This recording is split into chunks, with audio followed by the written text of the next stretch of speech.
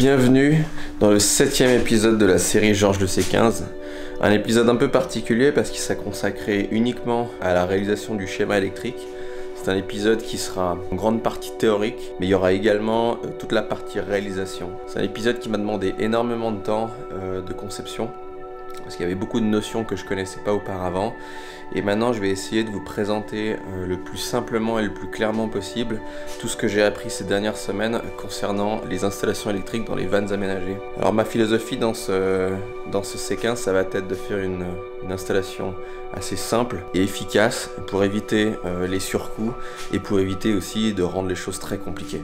Alors, en première partie, cette vidéo va être un peu indigeste, mais je vous recommande d'aller jusqu'au bout parce que ça va être assez dense. J'ai essayé de documenter toutes mes opérations histoire de rendre les choses les plus claires possibles. Allez, je vous laisse au travail.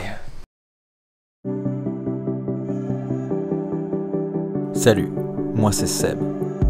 Je suis architecte passionné de voitures, de voyages et d'aventures.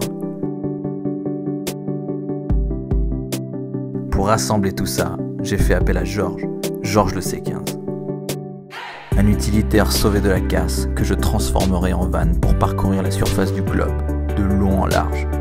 Mais avant ça, abonnez-vous et écrivons ensemble l'histoire de Georges le C15.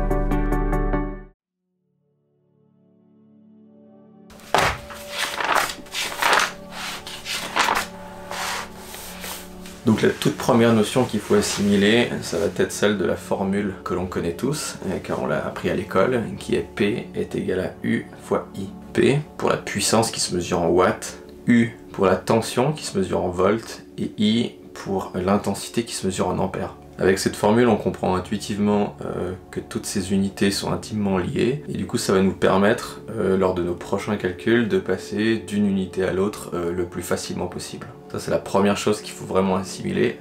C'est qu'à partir de là qu'on peut se permettre de se lancer dans la suite du travail. Bon, alors maintenant, concernant le C15, il est muni d'une batterie moteur qu'on va appeler batterie principale, qui permet de faire fonctionner le véhicule à la fois quand il est à l'arrêt et surtout quand le moteur tourne. Cette batterie, elle se décharge progressivement quand le véhicule ne fonctionne pas, mais elle se charge une fois que le moteur est en route grâce à l'alternateur, qui est un élément qui est entraîné par le moteur et qui fournit de l'énergie à la batterie pour qu'elle se recharge. Donc ça, c'est un schéma de base qui permet à ce que le véhicule soit autonome. Nous, ce qu'on va essayer de faire maintenant, c'est d'installer une deuxième batterie qui va permettre d'alimenter tous les éléments électroniques qu'on veut rajouter dans la cabine du C15. Pour que cette batterie, qu'on va appeler batterie secondaire, fonctionne, ou du moins qu'elle se recharge, on va la coupler avec la batterie principale, c'est-à-dire qu'on va la brancher en parallèle. Et grâce à ce branchement, lorsque l'alternateur va tourner quand le moteur sera en marche, l'alternateur va recharger à la fois la batterie principale, mais il va également charger la batterie secondaire. Et ça va être pour nous la seule source d'énergie dont on va avoir besoin pour recharger la batterie secondaire. Pour mettre en parallèle ces deux batteries, on a besoin d'un élément qu'on appelle un coupleur séparateur, qui permettra de mettre en parallèle ces deux batteries. Donc, en plus de mettre en parallèle ces deux batteries, le coupleur séparateur aura une fonction de séparation, comme son nom l'indique, ce qui va permettre de préserver la batterie principale. Donc schématiquement, lorsque le moteur tourne, l'alternateur va charger à la fois la batterie principale et la batterie secondaire.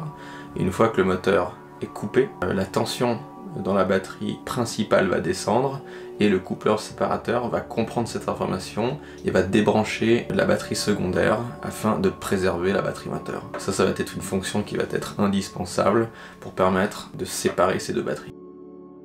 Donc avant de rentrer dans des détails, ce qu'il faut comprendre, c'est la nature de l'installation qu'on veut mettre en place dans le C15. Ce qui va être au cœur de notre installation, ça va être la batterie secondaire qui nous permettra d'être autonome dès le moment où le moteur ne tourne pas. Parce que ce qu'il faut rappeler, c'est qu'on peut charger quoi que ce soit sur l'installation 12 volts existante dans le C15. Dès que le moteur tourne, tous ces éléments peuvent être alimentés avec l'alternateur et la batterie principale, sans avoir besoin de faire recours à une batterie secondaire. La batterie secondaire aura pour seule fonction d'accumuler de l'énergie pour permettre de l'utiliser lorsque le moteur n'est pas en fonction. Et ça, c'est une notion qui est quand même assez importante à comprendre.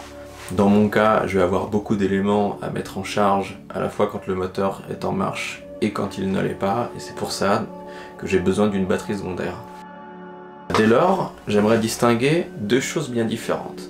D'un côté, le courant continu, qui est du 12 volts et qui est fourni par la batterie principale, et de l'autre côté, le courant alternatif, qui lui va être également fourni par la batterie, mais qui va être transformé avec un convertisseur onduleur en du 220 volts. Alors ces deux courants n'ont pas du tout la même nature et c'est pour ça que j'aimerais les distinguer très clairement. Alors sur l'installation en courant continu, qui est en 12 volts, j'aimerais alimenter une LED d'éclairage. J'ai besoin également de 4 ports USB et puis un frigo qui fonctionne également au 12 volts. Et sur le courant alternatif qui est en 220, j'aurais besoin d'alimenter 2 ordinateurs et puis surtout les 2 One Wheel qui sont les skateboards électriques.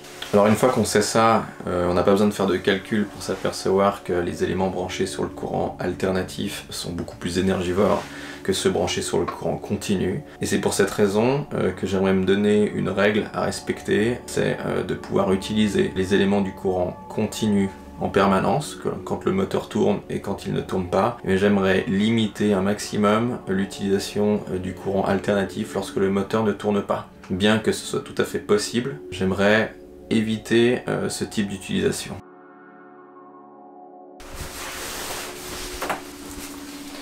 Alors maintenant, concernant la nature des batteries, on a plus ou moins 3 grandes catégories. La première, ça va être les batteries AGM. La deuxième, je vais avoir les batteries au gel et après les batteries au lithium. Alors pour faire très bref, les batteries AGM c'est les moins chères. Il faut compter à peu près 3,30 par ampère-heure. C'est des batteries dont la technologie est très ancienne. Du coup c'est des batteries qui permettent 3000 cyclages et qui permettent un taux de décharge admissible entre 20 et 40%, ce qui est très très peu. Le cyclage, pour rappeler ce que c'est le fait de décharger la batterie jusqu'à son niveau de décharge admissible et la recharger complètement. Ça c'est un cyclage complet. Concernant les batteries gel, elles sont un tout petit peu plus chères, il faut compter 3,50 francs l'ampère-heure. Par contre évidemment elles sont un peu plus performantes, elles permettent à peu près 5000 cyclages et ont un taux de décharge admissible compris entre 25 et 50%, ce qui est un peu plus confortable. Et évidemment en dernier, les batteries au lithium qui sont vraiment ce qui se fait de mieux. Alors elles sont très chères, il faut compter 13,50 francs à peu près par ampère-heure, ce qui est énorme. Mais par contre, elles ont un cyclage énorme à hauteur de 8000 et surtout, elles permettent un niveau de décharge compris entre 80 et 100%, ce qui est phénoménal. Alors dans mon cas, je me suis évidemment dirigé vers la batterie gel, dont le rapport qualité-prix est assez bon, surtout que je voulais éviter de dépenser plus de 300 € dans juste une batterie. Tout d'abord, pour déterminer la capacité de sa batterie, on doit commencer par déterminer sa consommation journalière si on admet qu'on recharge sa batterie tous les jours. Pour ça, je fais un petit tableau très simple dans lequel j'inscris mon éclairage qui consomme 1,5 A et j'estime que j'en aurai besoin à hauteur de 3 heures par jour. Du coup, j'ai une consommation journalière de 4,5 ampères-heure. Alors pour connaître les valeurs de consommation des éléments qu'on utilise, on a seulement à regarder sur les étiquettes qui sont fournies avec ces éléments. Souvent c'est indiqué au dos de chacun d'entre eux. Dans le cadre de mes ports USB, j'en aurai 4 qui consomment chacun d'entre eux 2,1 ampères à hauteur de 1 heure par jour. J'aurai une consommation journalière de 8,4 ampères-heure. Pour mon frigo, c'est différent. On me donne une consommation en watts à hauteur de 41 watts. Grâce à la formule de P est égal à U fois I, je calcule très rapidement en faisant la puissance divisée par le voltage. 41 divisé par 12, ça me donne une consommation de 3,4 ampères. Et ça, à hauteur plus ou moins, c'est difficile de déterminer, mais plus ou moins de 9 heures par jour. Et donc j'ai une consommation journalière de 30,6 ampères-heure. Ça me fait une consommation totale de 43,5 ampères-heure par jour. Donc comme je l'ai dit tout à l'heure, puisque je choisis une batterie gel, je dois considérer un taux de décharge de 50% maximum. Donc pour déterminer la capacité de ma batterie, je prends les 43,5 ampères-heure par jour que je multiplie x 2 à cause de ces 50% de décharge et j'obtiens 87 ampères-heure. J'ai donc besoin d'une batterie gel de 90 ampères-heure. Donc ça évidemment c'est pas une valeur absolue. Ça dépend d'énormément de facteurs, mais là plus ou moins je sais ce que je consomme et donc ce dont j'ai besoin grossièrement. Voilà, donc grâce à ces calculs, j'ai choisi cette batterie qui est une Victron Energy de 12 volts qui fournit 90 ampères-heure, qui m'a coûté 270 francs dans un magasin de distribution de batteries en Suisse. Donc tout ce qu'on a vu précédemment, ça concernait le courant continu. Maintenant, on va se concentrer sur le courant alternatif. Pour ça, comme je l'ai dit, on va ajouter à notre installation un convertisseur onduleur qui va transformer le courant continu en un courant alternatif. Pour déterminer la puissance de ce convertisseur, on va simplement additionner la puissance de tous les objets qu'on a l'intention de brancher dessus. Alors afin de lister tous mes appareils, je vais faire ce petit tableau également avec... J'inscris ici le One Wheel XR. Sur le transformateur du One Wheel, il est indiqué 63 volts en 3 ampères. Donc je multiplie ces deux informations. Ça me donne une puissance nécessaire de 189 watts. Dans le cadre du One Wheel Pint, c'est également 63 volts, mais par contre fois 1,3 ampères. Ça me donne une puissance nécessaire de 82 watts. Sur le transformateur de mon MacBook Pro, il est seulement indiqué la puissance nécessaire de 85 watts. Et pour le MacBook Air de Virginie, il est indiqué une puissance nécessaire de 61 watts. Maintenant que j'ai pris connaissance de toutes ces puissances nécessaires, je m'aperçois que je n'ai pas besoin d'un convertisseur de plus de 250 watts, car je vais sûrement charger le One Wheel XR tout seul, et après je pourrais potentiellement charger le MacBook Pro avec le MacBook Air, et je ne dépasserai pas les 250 watts requis et limités par le convertisseur. Alors concernant les convertisseurs à proprement parler, il va y avoir deux grandes catégories. Les premiers qui sont les convertisseurs pur sinus, qui eux vont fournir un courant sinusoïdal équivalent à celui qu'on trouve dans le réseau électrique. Et la deuxième catégorie, bien moins chère, qu'on appelle les pseudo-sinus, qui eux fournissent un signal qui est dégradé. Dans mon cas, puisque les MacBooks ont besoin du signal le plus pur possible pour éviter d'endommager leur batterie, je vais évidemment orienter mon choix vers le pur sinus. Bien plus cher, mais cet investissement est indispensable pour éviter d'endommager tout mon matériel. Donc dans cette optique, j'ai décidé de choisir ce convertisseur qui est un Pure Sine Wave Inverter de la marque Victron Energy également, le modèle Phoenix 12 qui fournit mes 250 watts. Et ce modèle m'a coûté 100 francs dans un magasin de matériel solaire spécialisé. Alors voilà, maintenant qu'on a une vision globale et qu'on a tous les éléments, on peut enfin dessiner le schéma électrique. Allez. C'est parti. Alors pour la réalisation du schéma électrique, je vais procéder de la façon la plus simple possible en dessinant ici donc une colonne pour la production et le stockage, ici une colonne pour le tableau électrique / tableau de fusible, et ici une colonne pour les consommateurs. Pour dessiner mon tableau à fusible, je vais simplement représenter un rectangle avec ici une borne positive et ici une borne négative, et là 1, 2, 3, 4, 5 et 6 fusibles. Pour ce qui est des consommateurs, je vais les représenter les uns après les autres. Ici avec le frigo, ici mon transformateur pour 2 ports USB, là le même, là je vais représenter ma LED, et ici mon transformateur onduleur. Maintenant que tous ces éléments sont dessinés, en réalité le schéma est assez simple. On part du pôle positif de la batterie secondaire pour relier le pôle positif du tableau électrique. Pareil pour le pôle négatif. Et à partir de là, la borne positive du fusible 1 va relier la borne positive du frigo. Et la borne négative du frigo va relier la borne négative du tableau électrique. Et à partir de là, je fais la même chose pour tous mes composants. Ici, je vais rajouter un interrupteur que je vais appeler coupe-circuit.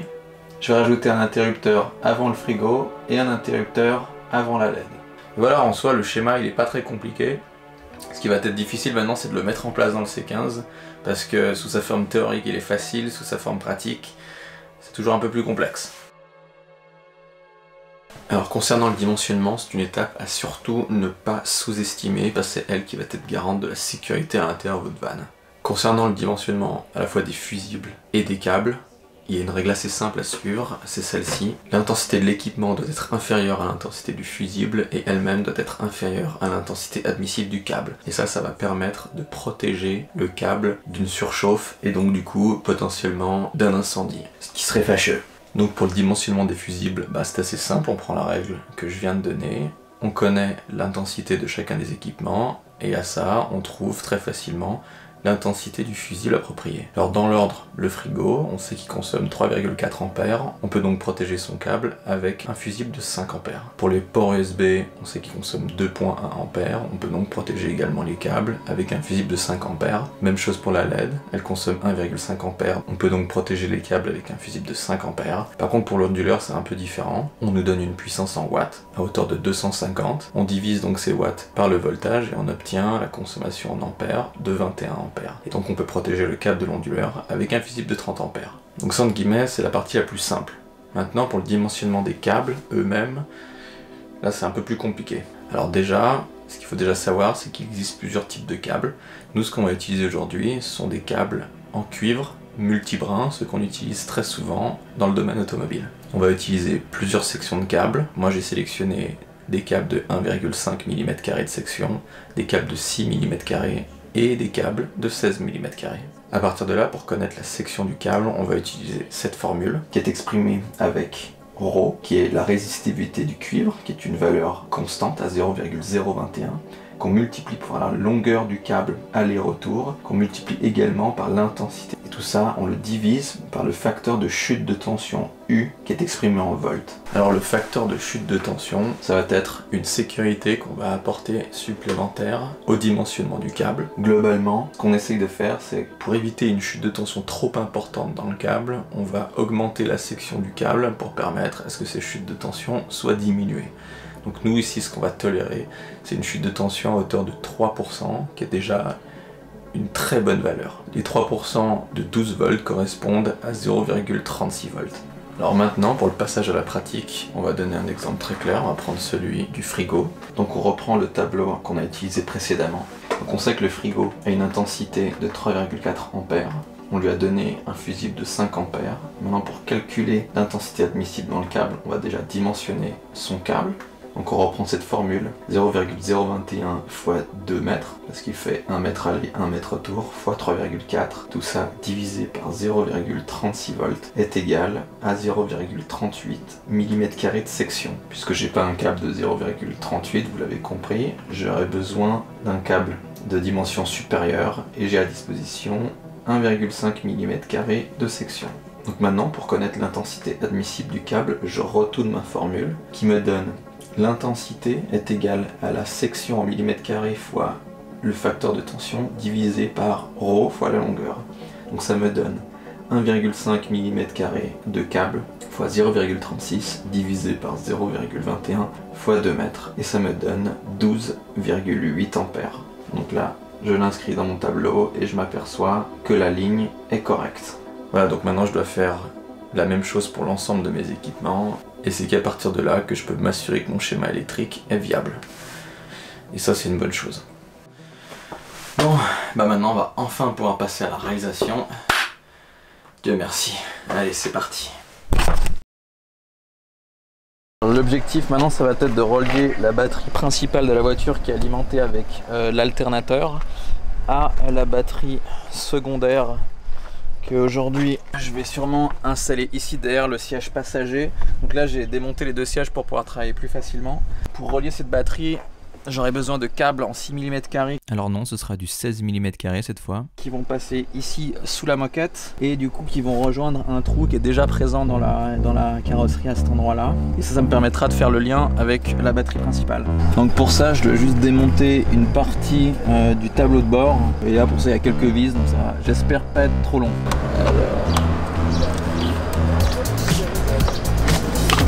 Ok, alors on y voit déjà plus clair. Donc là j'ai repéré ce petit capuchon qui me permet d'accéder directement au compartiment moteur. Donc là je vais percer le capuchon, je vais déjà le retirer, percer, puis passer les câbles à l'intérieur et en fait on va arriver à cet endroit là et c'est parfait, comme ça je pourrais relier directement la batterie et ce sera fait proprement.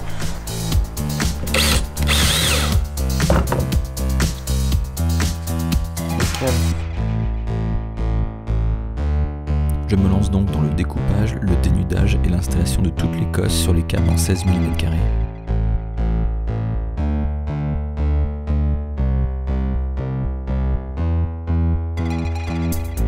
Je n'oublie pas de sertir proprement et de gainer avec les couleurs appropriées.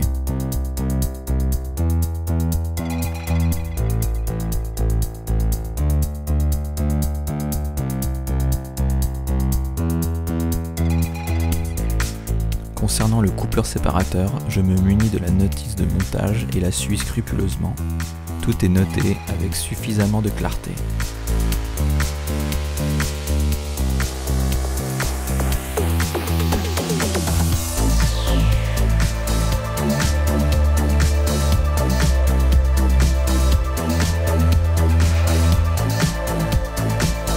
Pour fixer le boîtier lui-même, je profite d'un trou déjà présent dans la carrosserie à cet endroit-là.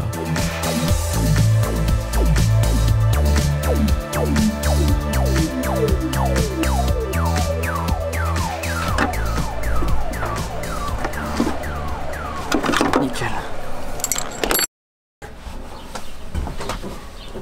Ah putain. Alors comment je vais faire là? Tiens, je vais m'asseoir sur la batterie. Ah mec, ça fait au moins le poids de ma table. Ah, là on est bien.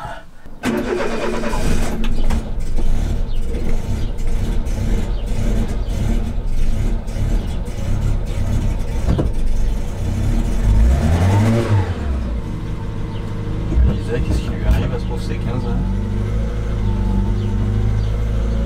Ah, le bon petit vieux. Alors se servir d'une batterie comme siège, c'est quelque chose que je vous recommande pas de faire. À éviter de refaire chez soi. Allez.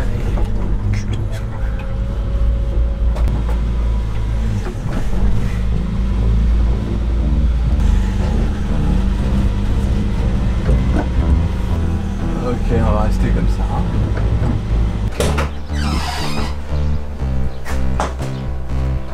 Ok. Ah putain, on est mieux au frais, hein. Ok.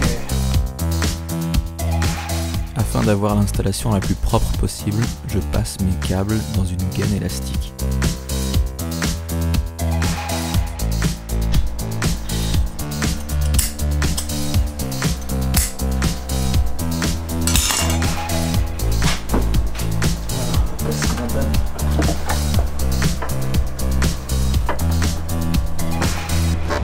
Tac.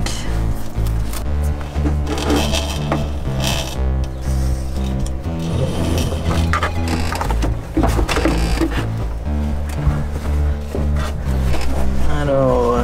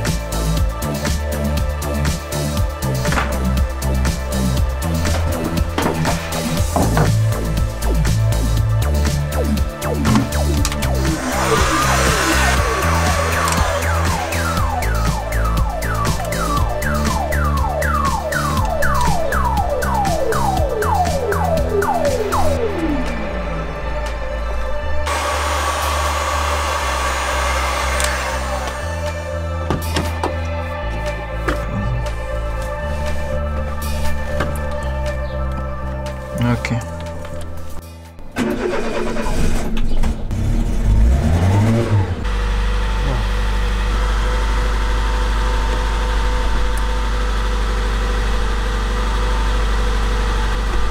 C'est bon ça, non?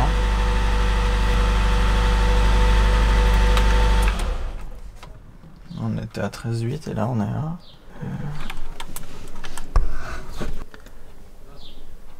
Alors 13,1. Ça a l'air de marcher. C'est une bonne chose. Là on peut commencer à charger les trucs sur cette batterie. Allez, bingo.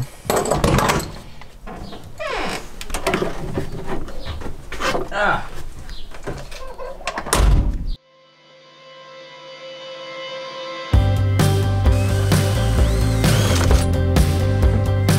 Pour la suite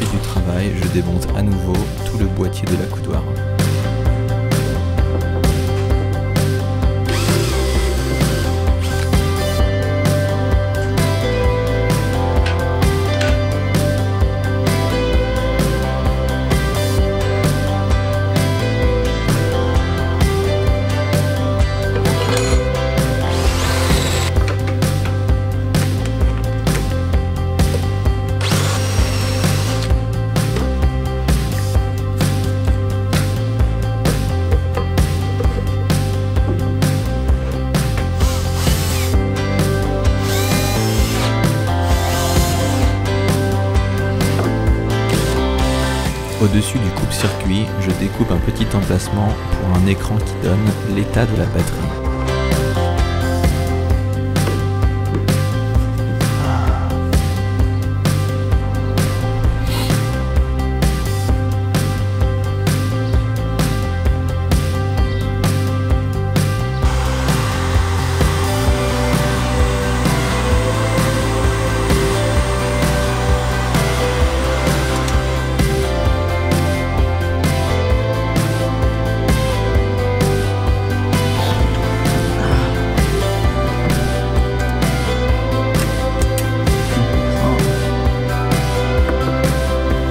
Il fait 16 degrés.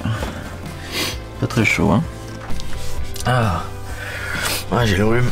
Bon, maintenant que je viens d'installer le boîtier à fusible, on peut gentiment commencer à tirer tous les petits câbles pour alimenter notamment ce genre de choses. Et puis après, bah, ça va être la prise LED qui est là-haut, et puis le frigo là-bas derrière. Aussi une prise 12 volts. Enfin bref, un petit peu de travail. Je commence par l'installation des interrupteurs de la LED et du frigo.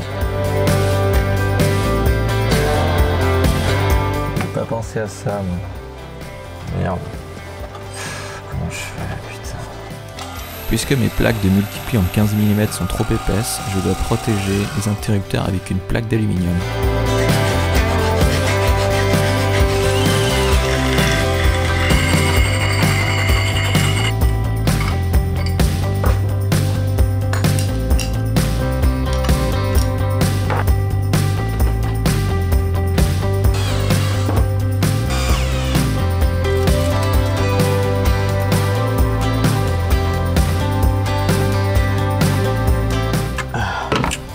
Bon, verdict, le petit fusible de 5. Allez. Oh, du premier coup. Putain, c'est beau, hein. Franchement, c'est propre, hein.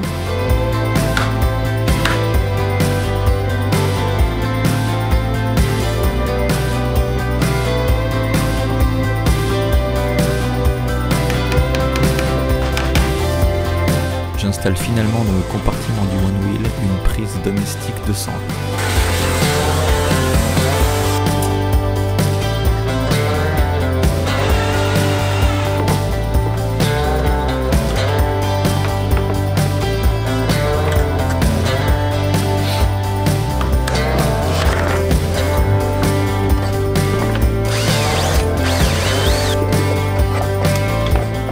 Bon, alors ce matin j'ai reçu mon convertisseur 12220 de Victron Energy qui est en pur sinus, et ça c'est un beau produit. Il balance 250 watts, je pense que j'aurais pas besoin de plus. On va le mettre ici, je lui ai réservé sa petite place. Tac. Et ce sera le dernier élément de l'installation électrique du C15. Et une fois ça sera installé, on pourra enfin voir le bout. Allez, au travail.